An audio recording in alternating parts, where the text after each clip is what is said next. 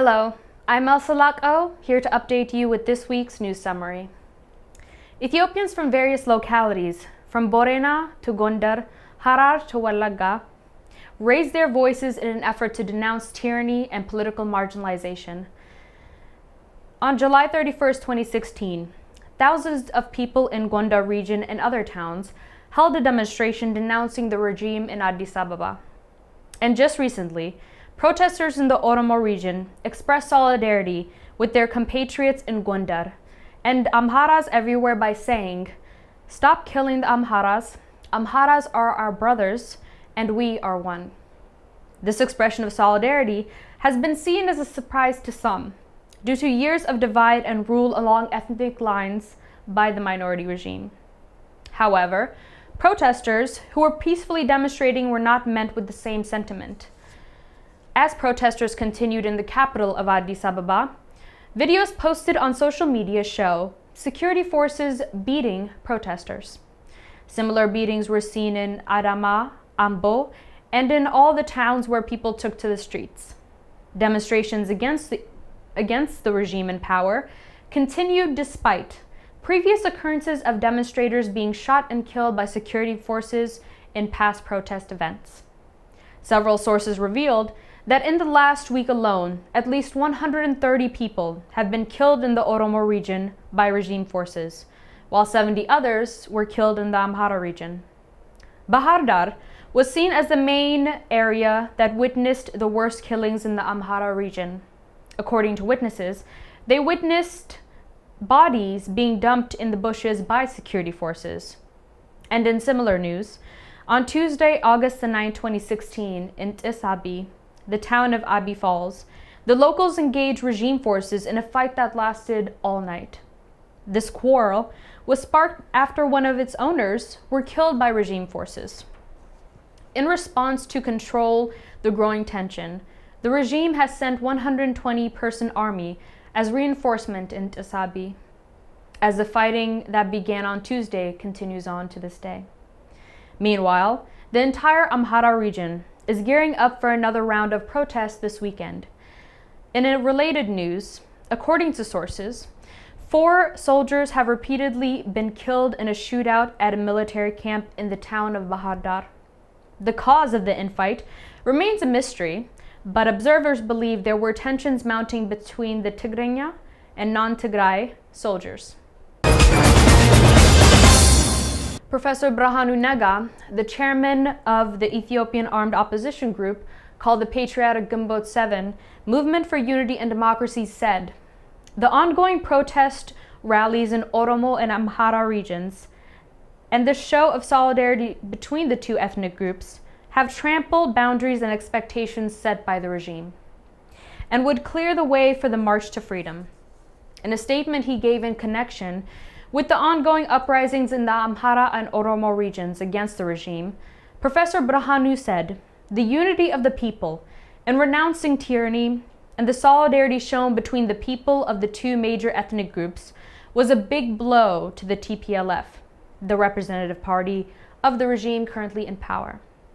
The unrelenting uprising in the Oromo region and the expression of solidarity by the Amhara and vice versa have shown the true meaning of being Ethiopian, both to the TPLF and its Western allies."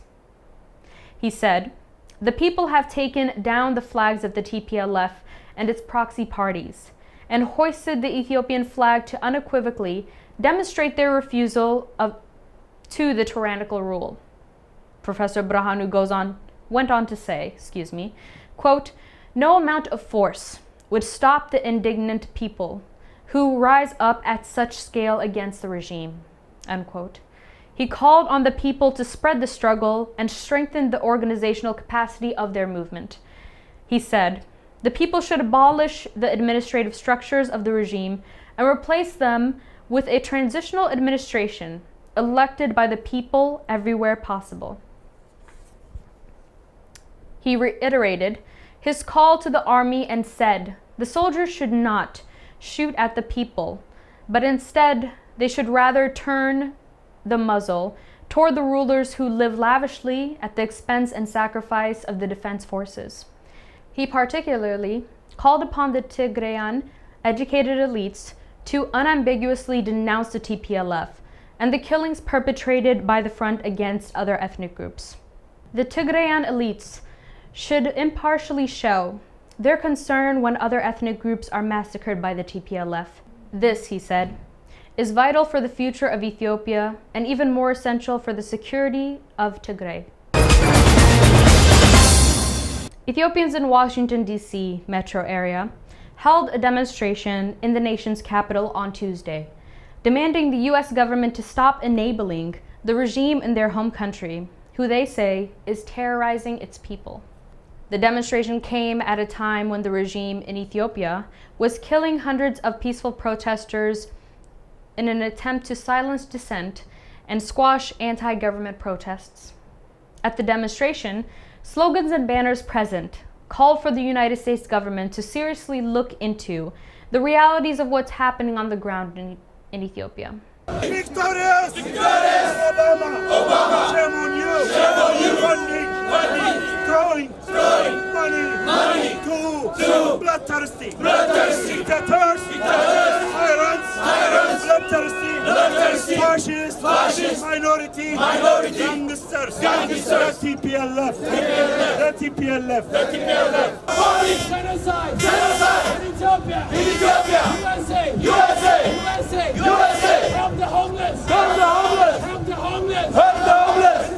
Instead! Financing! Terrorism! In Ethiopia!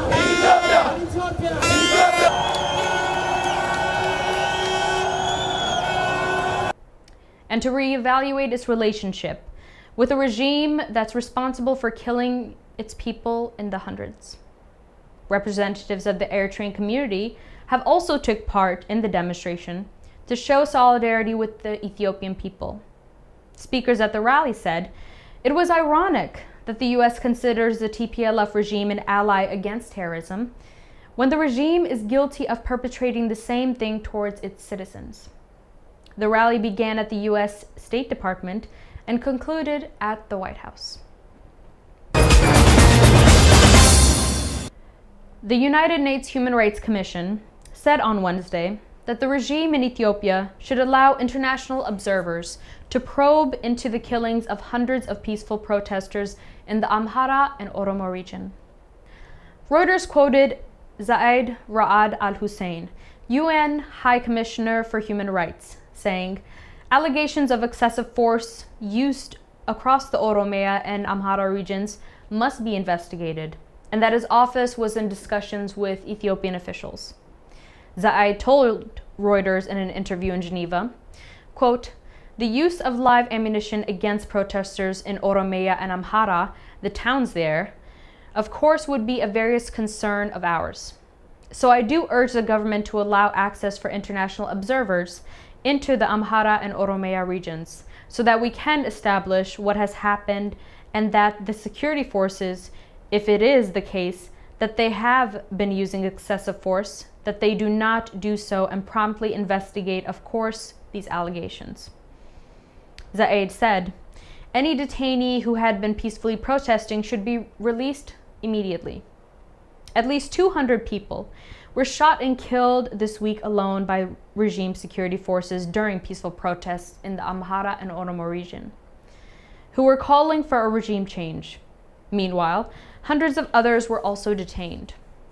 Overall, in the last 9 months of protests, an estimated 700 people were killed in the Oromo region, while tens of thousands have been detained. But incoming reports from Ethiopia indicate that protests in the Oromo and Amhara region were still continuing on Wednesday. And that is all that we have for this week's news summary. I am Elsa Lako. Thank you so much for watching.